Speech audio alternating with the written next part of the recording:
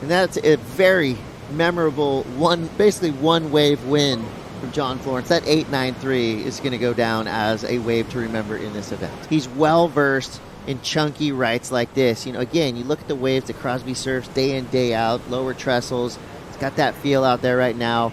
But Rio Waida, our first look now at Crosby Colapinto, your surfer in the blue jersey. Quick snap there. His face looking pretty clean. Now it gets a little lumpy. Doesn't like the looks of it. He's out. Just the one carve really on that one, so going to be a small score from him. Well, let's get back to the surfing. Rio Waida. Let's just say generation now, because Rio is definitely on the precipice of a big result.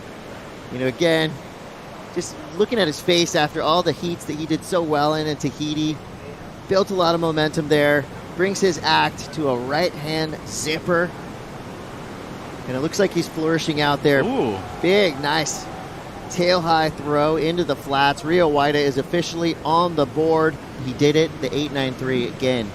That's going to be a memorable wave. But then he looked over his shoulder and said, well, that was fun. What happened? Crosby just went completely ballistic on this wave. First turn was good, second turn kind of set up, and then he just starts going into this bowl. Wave sets up, and he just grinds through that corner. Like, I mean, there was so much power and body language in that he follows it up, and he just keeps hammering down the line. Beautiful work for Crosby right here. A lot of big, solid surfing, and he actually stepped his boards up a little bit. I mean, it was only a half inch and a little more volume. They look better. But they look better than when he first got here. He looked like he was kind of nursing the turns. Now he looks like he's actually dominating the turn and pushing as hard as he wants. He's pushing harder. They're holding the rail longer, and I like the extra half-inch strider, and look at how tight this arc is in the pocket the entire time. Look at his technique. He won the Jacks Pro a few years ago in Huntington Beach, and it was those long right-handers close to where rubies break, and he just had the same technique down the line, Chris. That was great surfing by Crosby Colapinto, to say the least. He drops an 8.17. Rio up and out real quick.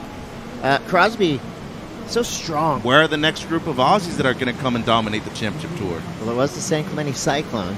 Still going. I mean, they got a lot of surfers still left on the championship tour, men and women. Crosby Colapinto is part of that.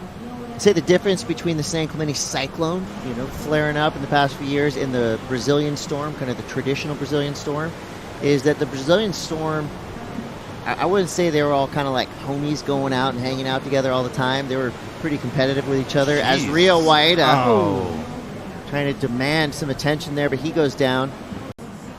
Not just for this event, but for the year, I'd say. Here we go, Rio Waida, up and out real quick. Another tester there, still sitting on a 5.5 and a 3.5. He wants to move up. Monster lurking out the back. Is bigger better? We're about to find out. Here we go. Yes, it is. It's Crosby Colapinto. This one looking nice and groomed on the outside. Big carve right there. Oof. Textbook roundhouse cutback. Iconic classic maneuver in surfing. And now here we go. Here's the speed section. Cranks it off the bottom. Nails it off the top. That's a 1-2 punch right there. Quick little foam climb. Here he goes. This could be an impactful section on the inside. He sees it. Kind of fluffed up a little bit there, but a solid finish. Loved that outside carve for Crosby Colapinto. Definitely, easily going to throw that 2.10 right out the window. He's going to add to his lead right now for sure. Done out the back is the most important, it looks to me, on these waves, Mitchell. I really like this roundhouse carve, though, guys. It's a maneuver that we don't really see too much. It's really difficult, technical, beautiful carve right there. And as you were mentioning, Strider, it's the mid part right here that stands up a bit more. That's where you really got to get vertical. As you said, it backs off right here, and maneuver selection has to be key because we see him kind of minimize the amount of effort that he puts into this last turn because you don't necessarily have to overpower this section, guys. You need to match the speed of the end section right there. Oh, beautiful arc on the cutback. Touches the rail to get low and hold his speed line, and the redirect as he perfectly times the transition off the backhand, like re-entry, to then transit out of that into these carves. I mean, that was a really amazing part of the criteria and flow. I'm here for it. I mean, and Rio is, just pure class, right? You can't not cheer for him. But right now, Crosby Colapinto, it's just gone power mode. He's flipped the switch. 817-850. Here he goes. Here goes Rio. Needs a combination of scores.